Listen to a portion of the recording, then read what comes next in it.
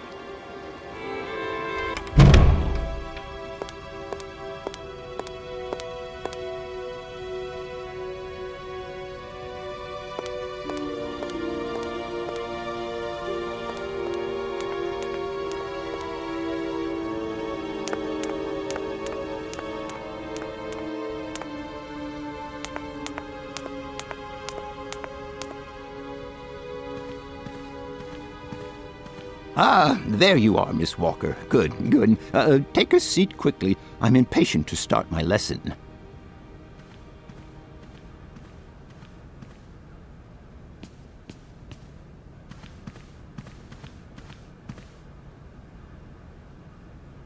My young friends, a very exciting discovery, unimaginable up until only a few hours ago, has come into my hands and has finally allowed me to complete my study on the mysterious Youkol people. Lights, please. The Youkols are a people from the far north about whom very little is known. They live far away, very far away, on the frozen borders of Syberia. This distance and the climatic conditions of the region, which are unfavorable to human existence, have limited the size of the Youkol population and kept it out of reach of the scientific world.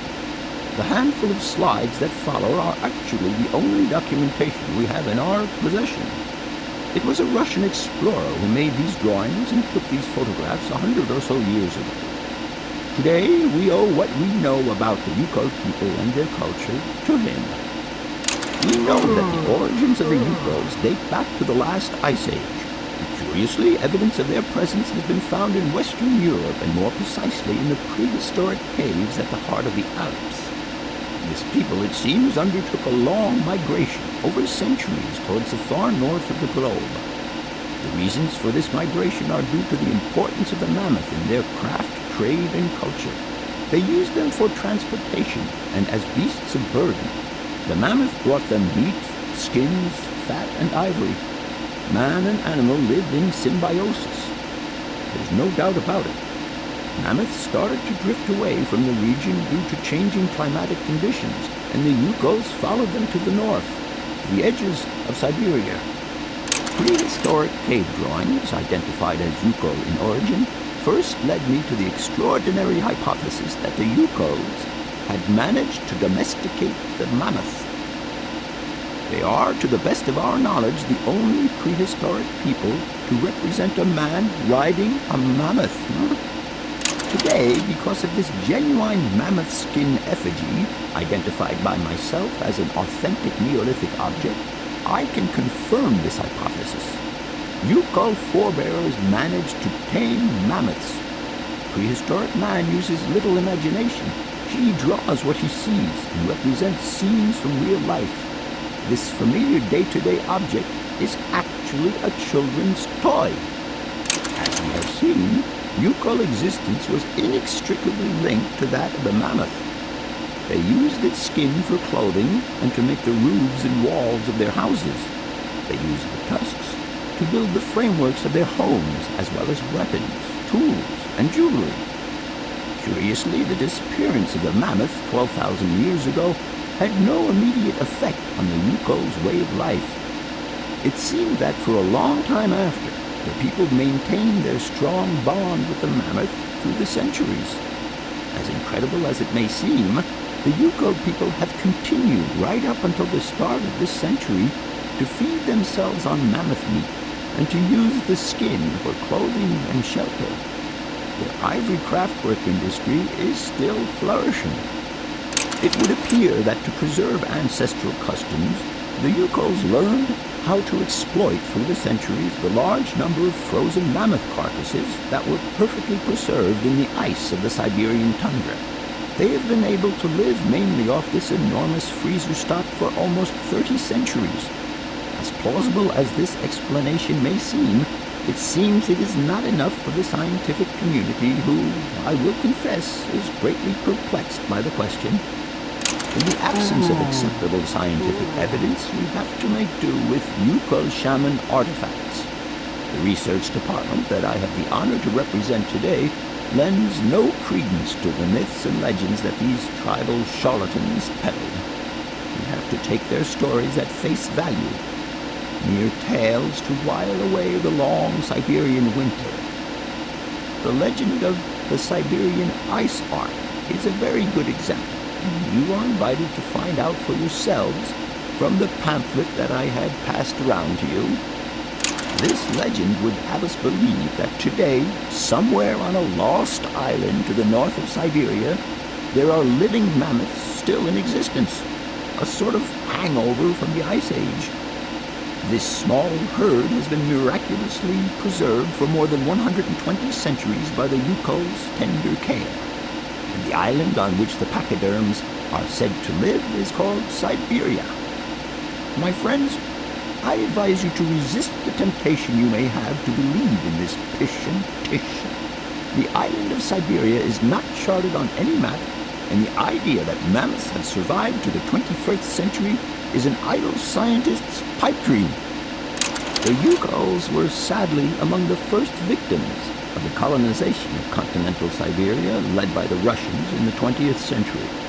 The Kolkhoz and Sovkhoz systems as well as the exploitation, disdain, and humiliation people had to suffer, marked a definitive break in the Youkols' traditional lifestyle. Since the collapse of the communist regime, the Youkol population finds itself confronted with the same political and social upheavals that other Siberian communities are experiencing. There are two consequences to arise from this. Some Youkols have lost their tribal identity and have integrated into the Russian population.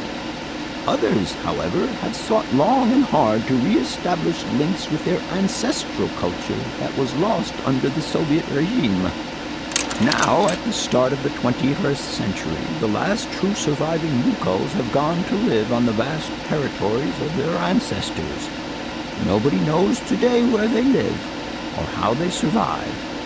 Their very existence would be a matter for speculation if they did not turn up periodically at the tundra's most isolated fur trading posts to exchange mammoth tusks for essential items. There ends my lecture for today. Thank you for being among us today, Miss Walker.